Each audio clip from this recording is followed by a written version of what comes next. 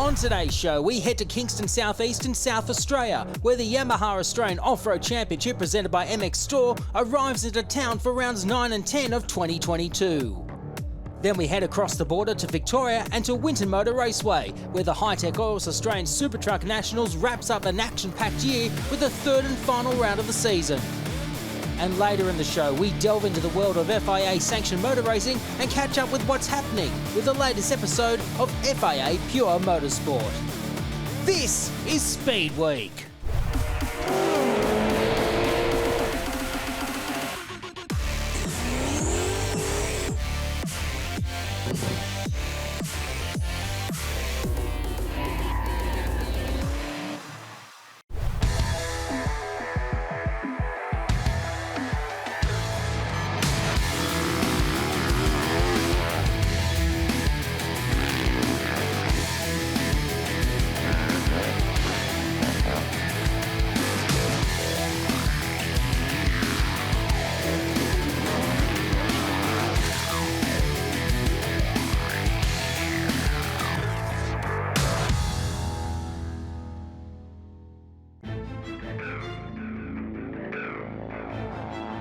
We're here in Kingston, South Australia for rounds 9 and 10 of the 2022 Yamaha Australian Off-Road Championship presented by MX Store. We're getting to the pointy end of the championship now, and the leaderboard shows Kyron Bacon leading the way in E1, Josh Green in E2, Andy Wilkes in E3 and Jess Gardner in EW. Racing was thrown a curveball in the form of heavy, unpredictable rainfall and gale force winds reaching around 90 kilometres per hour. The weather generated huge variables for racing, with tough tracks becoming even tougher. No one came out of a test clean, with tracks producing deep, unyielding ruts and muddy topsoil with plenty of slippery roots and rocks.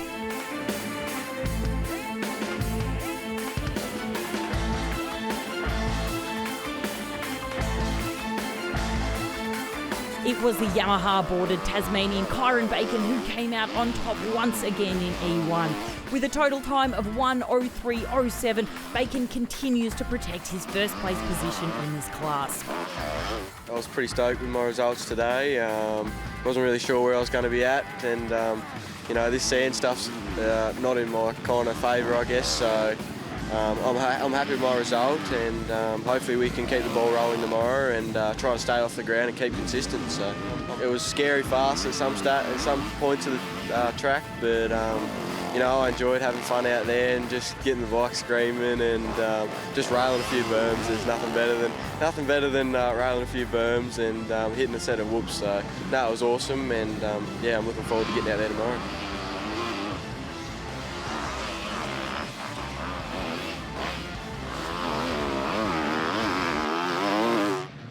It was a high-stakes battle between Corey Mcmahon and Cooper Scheider, tussling for the coveted spots on the E1 podium this close to the end of the season.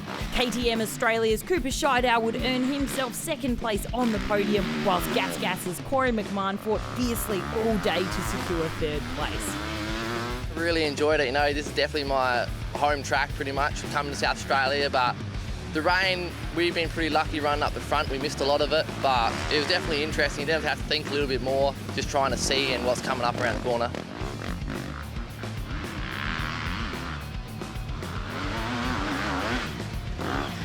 Yeah, not too bad. I wouldn't say it's a great start or a great round for me. I couldn't keep it off the ground today, and the boys were riding unreal, and you just can't afford to have them mistakes. So all in all, to be on the podium today again is a step in the right direction, and we'll push through to tomorrow. The last test was not so bad, so we'll work off that. To make things more exciting, regardless of the relentless rain and strong winds, our E1 competition remained extremely tight all day. Kingston has worked in Josh Green's favour this close to the end of the 2022 season, securing a strong lead in the E2 Championship. Green finished round 9 with the E2 class win, clocking in after 7 tests with a total time of 1:02.57. I'm feeling pretty second-hand, to be honest. I honestly didn't know how today was going to pan out, so I'm pretty stoked to be up here. I hadn't ridden a bike since France, and my first ride was out on sight lap, so I hit my hand a couple of times on some trees. It was pretty bad, and I haven't taken my glove off yet, but I'm sure it won't be too bad. There's a bit of blood on the glove, and but my finger wasn't too bad. It's definitely throbbing and it's definitely hurting, but I managed to ride round and get the win, so I'm happy. Fraser Higlet earned himself a second place with a time of 1:05.21. This was Higlet's first podium for the season. Feeling really good. I finally stepped it up a bit. Yeah, sort of had a smooth day, kept it upright, and yeah, I don't know, just felt comfortable on the bike, and yeah, see how we go tomorrow. It's good to finally get back up there. I sort of had a bit of a moment through the middle of the year there, and I just sort of wasn't anywhere, but no, it's a bit of a confidence boost, I guess, going into the rest of the season.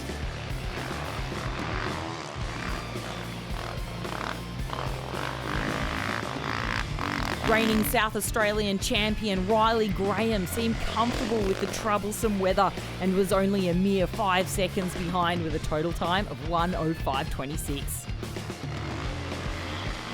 Yeah, it wasn't too bad a day. Tricky conditions, windy, rain, all of that sort of stuff.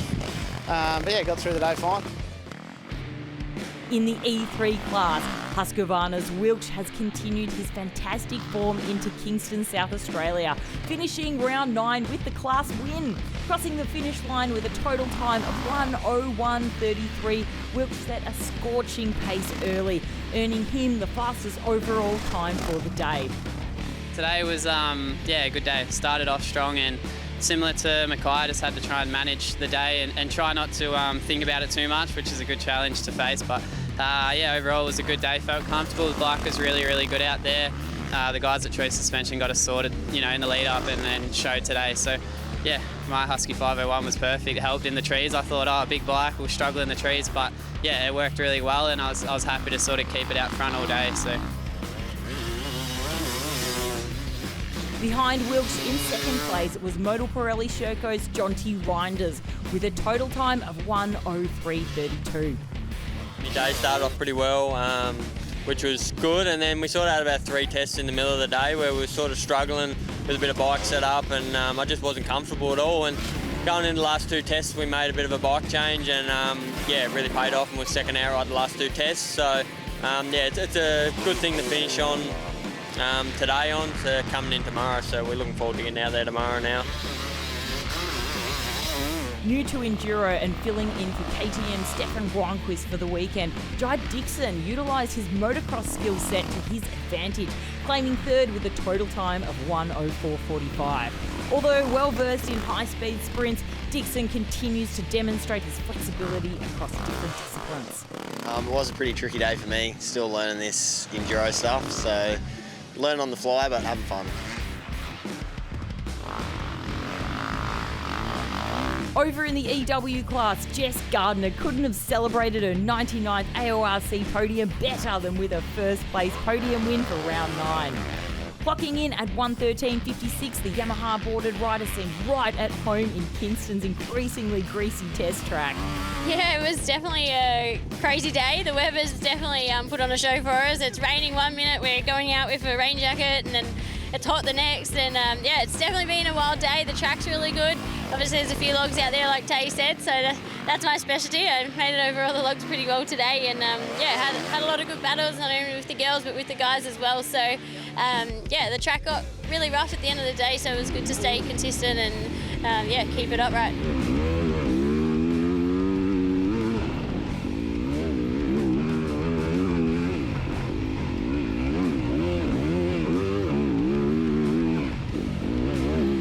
Second place was won by KTM's Emily Carson, who has continued her success from the 2022 International 6-Day Enduro, where the women's team won third place.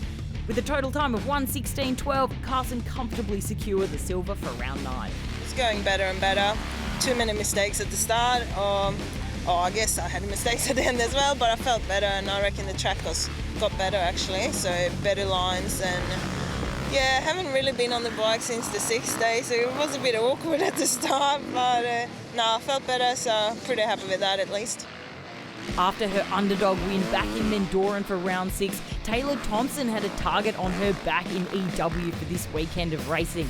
After 7 laps at a tough technical course though, Thompson finished a hard day of racing in third. It was definitely a challenge today. It's not what I'm used to, but I still enjoyed it. Those logs were hard. I finally got them at the end.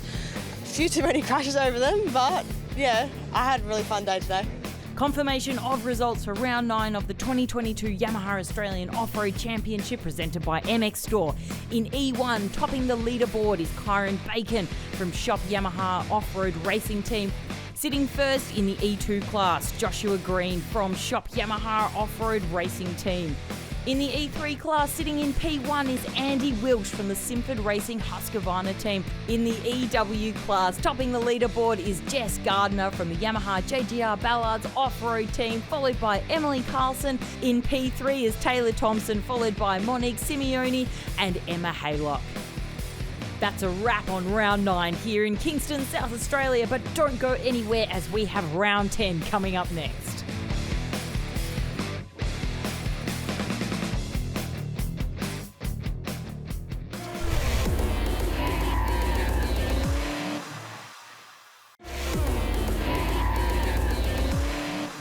The MX Store Team Australia have recently returned from the 96th edition of the FIM International 6-Day Enduro in Le Puy-en-Velay in France.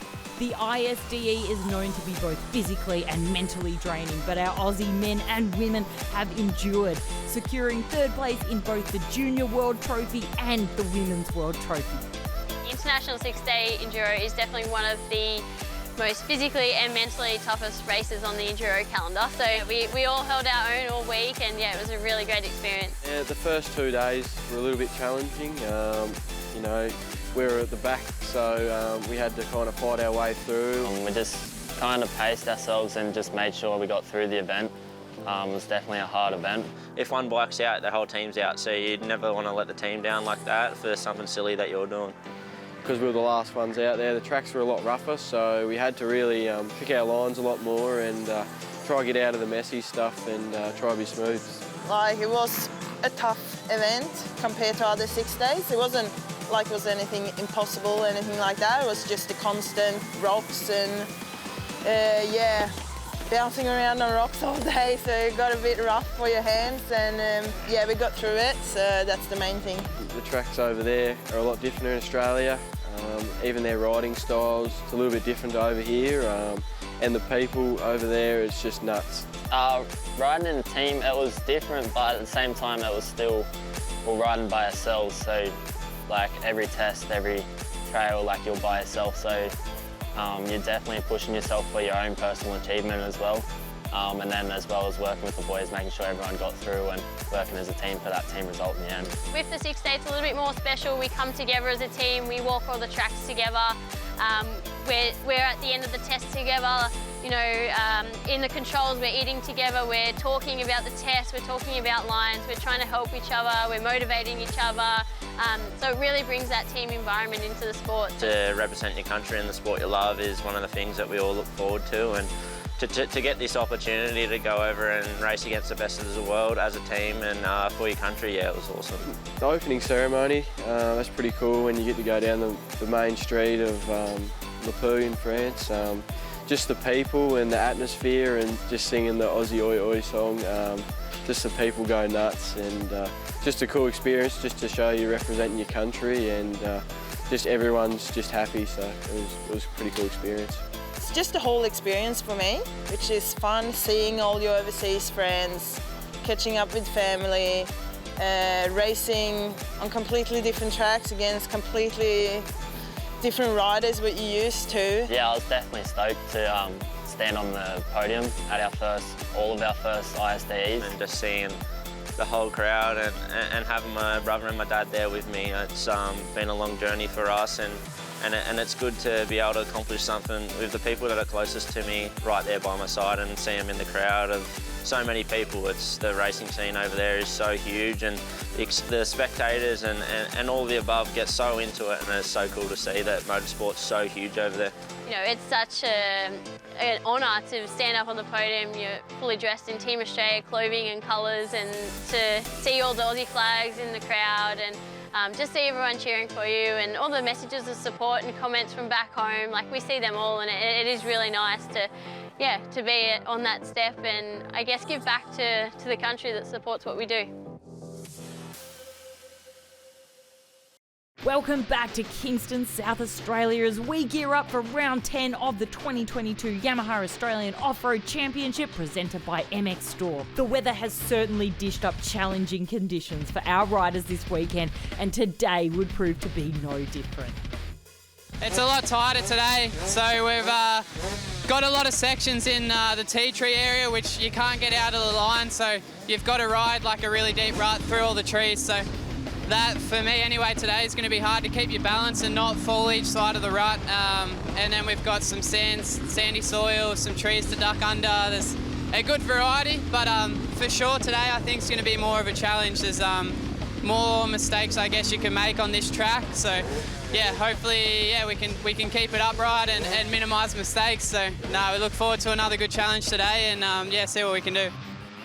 E1's Kyron Bacon gave the people what they wanted today, clocking in another consecutive E1 class win. Claiming the fastest overall time of the day with a 59.02, the E1 superstar just couldn't be beat, regardless of tough tracks and unpredictable weather. The Yamaha rider seemed to be a changed man compared to yesterday, pushing hard to create a strong championship lead. Yeah, feeling pretty good. Had a pretty solid day today. Had some good racing with Andy, which was good. Coming into the last test, there wasn't much in it, so it was good to be pushing each other. But stoked to come away with the outright win, and hopefully we can keep this going into Tassie and just try to keep on top of it and stay off the ground. So I'm looking forward to it.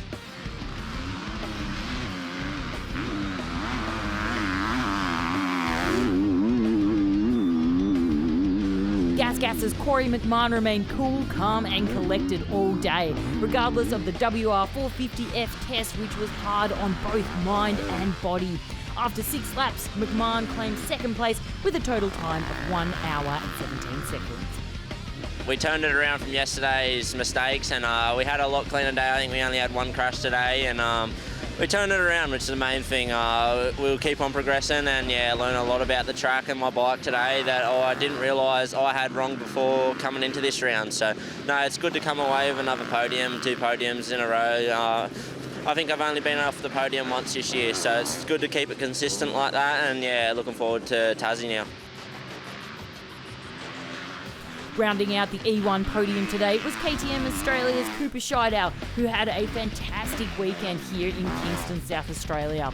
With a total time of 1 hour and 41 seconds, Scheider has further cemented his spot in the E1 Championship.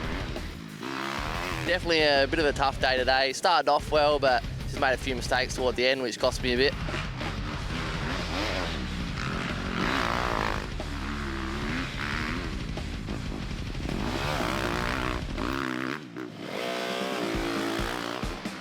In E2, Jock Yamaha Off-Road Racing's Josh Green continues to push out his lead in the championship. The Yamaha household name gave Kingston everything he had, locking in a 59.50 to claim the round 10 win despite having an injured hand.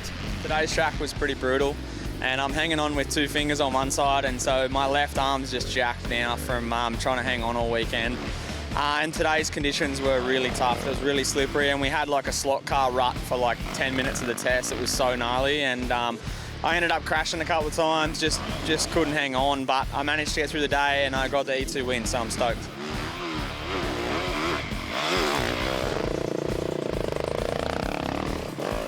Second spot on the E2 podium with a time of 1:01.37 was Beater's Fraser Higlett. Round 10 marks Higlett's second podium for the 2022 season, with today's results hopefully catapulting his drive as we head into the final rounds of the championship. Finally got it all together and didn't lay it over and rode consistently, so it's good. This weekend it was pretty positive for me.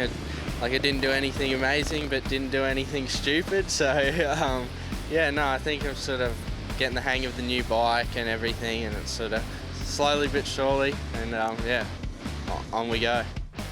Yamaha's Riley Graham had a fantastic weekend and was a very welcome face returning to the AORC paddock. Graham finished round 10 with a time of 1:03.26, earning him third for the day. It was alright. It was a tough day, muddy, single line. Wasn't much room to move on the track, so yeah, not many options really, other than just sit in the one line and follow that. In E3 class, it was the championship leader, Andy Welch, taking victory. Although yesterday was perfect in every way for Welch, today proved to be a struggle as he fought his Husqvarna through very tight and technical tests. The WR450F test offered up strict ruts to follow with a keen need to use your whole body to move forward and stay upright. After 6 laps, Welch finished with a total time of 59.14. Today was definitely a tough day. For me, definitely noticed I was on the 500 today, and overall, like early on, I think it was like helping me a lot. Like I could just go up a gear, use the bigger engine to get me through all the slippery stuff and through the deep ruts. And yeah, by the end of the day, it was definitely me holding it back, not the bike, that's for sure. So either way, it was a good battle. Like me and Kyron were going for the fastest time all day and battling each test. So I think we both had our dramas, and it kept the nerves pretty high. But yeah, for sure, the aim is to try and go after this E3 title, and I'm happy to get another win in that. So overall, happy to be a lot closer for those back-to-back wins and stuff like that. And moving forward bit by bit this season. So yeah, super happy with the bike that Husqvarna provided me with, and all the sponsors behind me to get us up here and as competitive as we've been this year. Behind Welch in second place, it was Modal Pirelli Sherco's Jonty Reinders. The Tasmanian local will now return home to gear up for an exciting final 2 rounds with a keen desire to show everyone how great the Tasmanian terrain is. 1 minute you had a lot of sand, then you get a lot of rocks and tree roots, and then out the back you had this out in the tea trees, and it was just bog holes, and it was just like a train track. To not make any mistakes was pretty hard, but and then we all was out in the middle of it, and it would be raining at one point, and then it'd be sunny again. So we had a bit of everything here this weekend, but overall it was a pretty solid weekend. Bronze was won once again by KTM's Jai Dixon with a total time of 1:01.19. Considering his new experience in enduro, his results demonstrate his prowess in this discipline. Yeah, not too bad. I'm actually pretty buggered. It was a long day, and I was definitely struggling out there. There was some big long ruts out there. It took me a while to get used to that, but definitely got better as the day went on, and yeah. All eyes on EW's Jess Gardner this weekend as she claimed a milestone 100 podiums. An enormous achievement, and notching up consecutive EW wins this weekend is the extra cherry on top. Yamaha JGR Ballard's off-road team's Jess Gardner finished round 10 with a total time of 1:08.28. Yeah, really good. It's a nice way to celebrate it. Always on the top step is a nice one. Am I getting old? 100 wins? Or 100 podiums, I should say. It's definitely, today was nice and technical out there. It suited me well. The time showed it. I enjoy true enduro style, so that's my forte, I guess you're going to say. I've had enough of that high speed stuff we've had all year, so it's really nice to come into this round and knowing Tassie's next, which is always nice for true enduro as well. Behind Gardner in second place once again this weekend was Emily Carlson. Today's racing was hard on mind and body, but she remained consistent, clocking in after 6 laps with a time of 1:13.43. It's been a rough day and derailed too many times. Was having crashes on almost every sprint, so it makes it a bit tough for yourself. And it was a hard track when you already got injuries, and that it was not the best track to have an injured knee on when it's just deep ruts and you're gonna start kicking around. But it was a rough day. I'm pretty happy it's over. Rounding out the EW Round 10 podium was Yamaha's Taylor Thompson, who finished today with a total time of 1:19.06. Confirmation of results for Round 10 of the 2022 Yamaha Australian Off-Road Championship presented by MX Store. In E1, Kyron Bacon from Shop Yamaha Off-Road Racing Team, followed by Corey McMahon, Cooper Scheider, Blake Hollis, and in 5th, Jeremy Carpentier. In E2, Josh Green from Shop Yamaha Off-Road Racing Team in P1, Fraser Higlett, followed by Riley Graham, Liam Mason, and Travis Silk in 5th. In the E3 class, coming in first is Andy Wilkes from Simford Racing Husqvarna, followed by Jonty Reinders, Jai Dixon, Bailey Davies and Hayden Keeley. And in EW, from Yamaha JGR Ballard's off-road team in P1, we have Jess Gardner, followed by Emily Carlson, Taylor Thompson, Monique Simeone and Chloe Barton. Looking at the championship points now, and it's Kyron Bacon who continues his unbeaten form leading E1, whilst the battle for the remaining spots on the podium is on for young and old. Josh Green has built on his E2 lead, helped by Todd Waters being out with injury here in Kingston. Fraser Higlett also benefits from Waters' absence, moving up to second place in the standings. Andy Wilkes and Jonty Reinders look to have cemented the top 2 positions on the podium, but all eyes are on the third place battle between Luke Bunnick, Stefan Gronquist and Patrick McGilvray.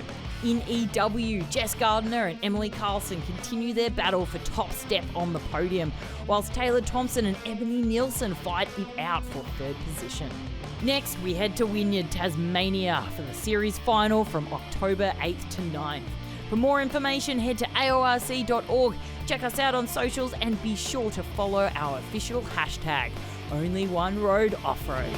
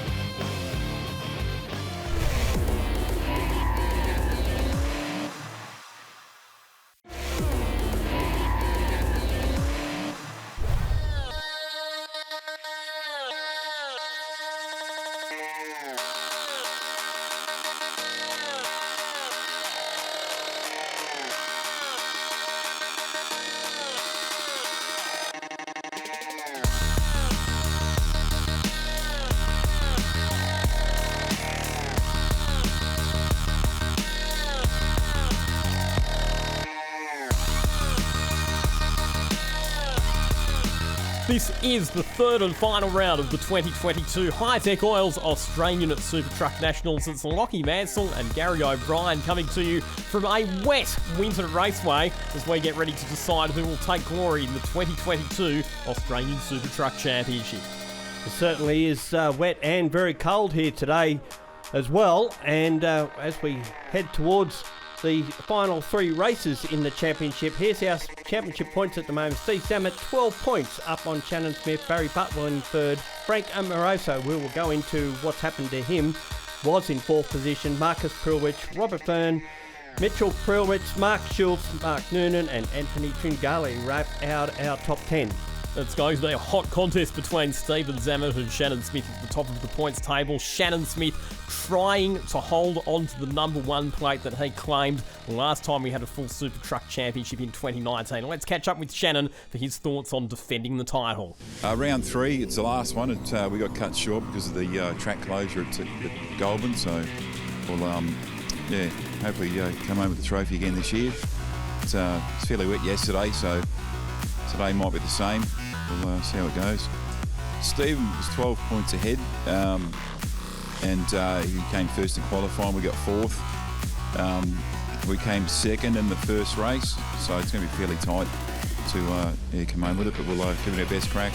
We had the transmission rebuilt, and we didn't think it was getting top gear, but we put another diff in it as well, which caused a bit of grief. We had 2 diffs sitting side by side. We ended up with the wrong ratio, but we got it sorted out just in time, and hopefully it pays off. Just get out in front and stay in front. That's probably the key, especially if it comes in wet there. It's hard to get around a wet track. You have a look around the trophy there, and there's some legends on there from a few years ago. So I see Rodney Crick's on there. He's a bit of a legend back in the day.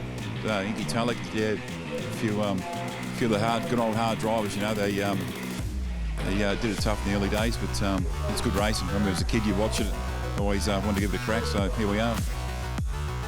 The rain is falling at Winton Motor Raceway as we get ourselves set for the second race of the weekend for the Super Trucks, and a couple of big talking points coming out of race one yesterday. We saw Barry Butwell was very quick, Gary, but spun off the circuit while he was challenging Stephen Zammit for the race lead and ultimately failed to finish. Well, that's crucial too, because any chance of picking up second in the championship could well have been over and done with by that. So he'll start at the rear of the field. It's our two title protagonists, Stephen Zammit and Shannon Smith, on pole position and grid position 2 respectively. Mark Noonan and Robbie Fern on the second row. Then we go back to Mark Schutz in the best of the light trucks. Anthony Tringali is back there as well. And also watch out for Lockie Fern and Riley Fern, the brothers in their Isuzus, rounding out the field. Frank Amoroso, a non-starter for this one. His co-driver John Falk crashing his truck in one of the team's championship races yesterday. But we're set for a race start here. This is race 2 for the Hi-Tech Oil Super Truck Nationals at Winton Motor Raceway. This round presented by Euro Truck Parts. Side by side, our two title contenders into turn 1. Smith trying to go the long way around of Zammit, but Zammit will be well positioned on the inside. Both of them super late under brakes into turn number 2, and it's Smith who runs off the circuit. Zammit back up the inside and having to jump on the brakes then. Mark Noonan in third position to avoid going straight up the back of Shannon Smith. It was a bold move going around the outside, but it had repercussions, didn't it, for was potentially our race leader, but now in second position as Zammit starts to pull away out in front. Well, Shannon Smith knows that he has to start taking some risks now. The points margin has become elongated between him and Stephen Zammit since race 1 yesterday, and it was almost a brilliant move from Shannon Smith at turn 2, but wasn't quite able to pull it off. We're right on board with Anthony Tringali. The International Transstar has been pretty competitive in the wet so far this weekend. They've been doing a lot of suspension work with this truck. Travis Williams has been working on this. He co-drove it in the team's events yesterday and is now reaping the benefits of what they've been doing to get this truck to go quicker and quicker. Stephen Zammit out in front, and he's pulled some margin over Shannon Smith, who slots into second position. Mark Noonan, the International Transstar, sitting in third spot. That's another truck that's had some work done on it since the previous round. And Mark Noonan basically said, I'm pretty happy with how the truck's performing. Now it's just a case of me learning how to drive it properly. Barry Butwell, he was quick in the wet in race 1 yesterday, but starting down the order after the non-finish, he's having to work his way up through the field. Yeah, unfortunately had a spin out of that corner there at turn 2. We go back on board, we get another look at this good save actually from Shannon Smith. He could have well been over in the murky conditions off track where he wouldn't have been able to get out of. Looking out the back of Stephen Zammit's truck, and Zammit, good evasive action there, had to jig to the right to avoid Smith as he came back onto the circuit. You can just say that the rest of the field there got checked up, including Mark Noonan, Robbie Fern and Anthony Tringali. So at this stage, Zammit has a little bit of a lead. You can see Butwell's trying to make up some ground. He gets on the inside of Tringali in the cleavage part of the track, and it looks like he's got the job done. Tringali trying to fight back on the inside at turn 6, but Butwell holds his ground. That Max Superliner has been, you'd have to say, probably the best performing truck in these wet weather conditions, and he's starting to slice his way up through the field. Barry Butwell pretty angry at himself after spinning it off the circuit while battling with Stephen Zammit for the lead in race 1. Now setting his sights on getting past Robbie Fern, and does the job. So slipped down the inside, got him under brakes, and now he's moved up one more position. And now Fern will have to deal with Tringali coming up behind him at this stage. These trucks are not easy to drive in these wet weather conditions. They use the same tyres in the wet as what they use in the dry weather, and as you can imagine, these big heavy trucks that have motors that produce so much torque, they can really become quite a handful. You have to arm wrestle them on the exit of the slow corners. Watching some replays of Butwell carving his way up through the field. And here's the move he made on Fern, coming down into the S's just before the start-finish line, gets the job done. Under brakes, isn't it? The Barry Butwell truck really able to make up a lot of ground on a lot of the other trucks, particularly at the end of the back straight, heading into the S's at turns 8, 9 and 10. Back on board with Anthony Trigali, who has a bird's eye view of the battle between Barry Butwell and Robbie Fern. Butwell starting to catch up to the back of the next truck ahead, which will be Mark Noonan as well. The light trucks, the Isuzus of Mark Schutz and the brothers Lockie and Riley Fern, a bit further back than we'd normally expect. Those light trucks, because they don't have a lot of weight over the rear axle, they become very twitchy to drive in these wet conditions. We can see Butwell now putting the pressure on Noonan to get this spot. The Scania holding sway at the moment over the Max Superliner. And you can see that he knows he's there too. Noonan actually started to pull over to the driver's right, going across the start-finish line, just to cover any sort of a move down the inside from the protagonist behind him. Riding on board with Mark Noonan, gets out onto the ripple strip on the exit of turn 2, and that will just unsettle the Scania. Had to apply a bit of opposite lock there to keep it on the black stuff. Mark Noonan's truck, one of the trucks that runs an automatic transmission, as a lot of the super trucks do. They will still shift manually and select what gear they want, but they don't have to worry about pressing the clutch pedal or synchronising on the down changes as Butwell gets his elbows out, coming through turn number 5 and makes up another spot. Butwell up inside the top 3 now after starting at the back of the grid. Well, if the room wasn't there to get by, you just make it. And that's how he did it, just by pushing his way through. I guess he's seen the gap and thought, well, I'll go for this, and if it closes, well, I'll wear the consequences. Meanwhile, there's Steve Zammit chalking up what he hopes will be more points to really get that 6th championship title. So the margin increased after race 1. It went from 12 points to 14 points. If he can grab another couple of points over Shannon Smith, he'll put himself in a pretty good position. 15 points on the table for a race victory in the Super Truck Nationals. So if he can get a greater than 15-point margin, will certainly put the pressure on Smith to do something quite aggressive and risky to keep himself in title contention.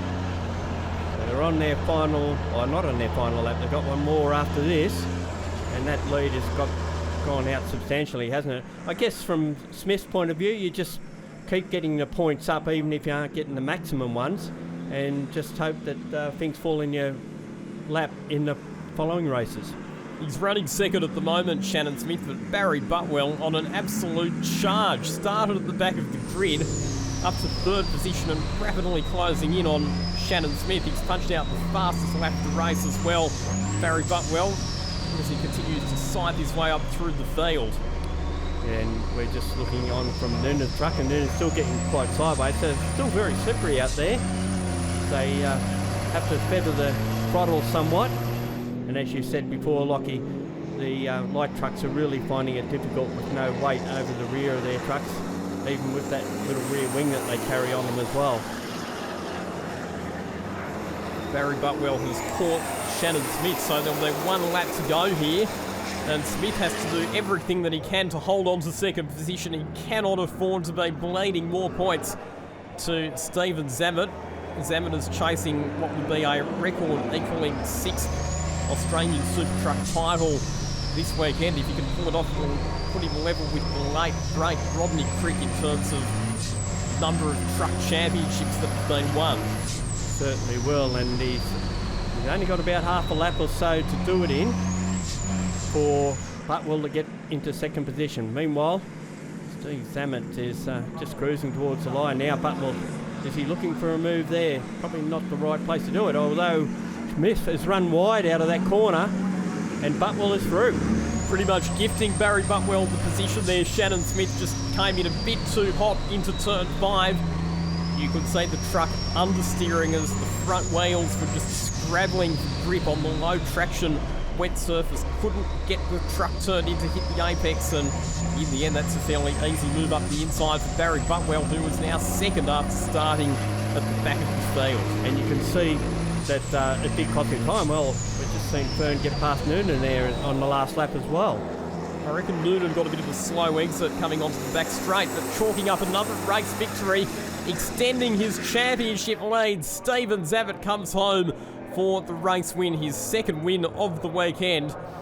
Butwell finishes up in second, and with Shannon Smith getting to the line in third, only just third position for Shannon Smith. It was a slow exit for him from the final corner, and he almost lost a spot to Robbie Fern on the line. But that means that the points margin between Zammit and Smith has increased to 18 points with 2 races to go, and Anthony Tringawi's looped it after crossing the start-finish line. Unbelievable, and shows you just how slippery the conditions are out there. What's the best place to do it? After the finish rather than before it?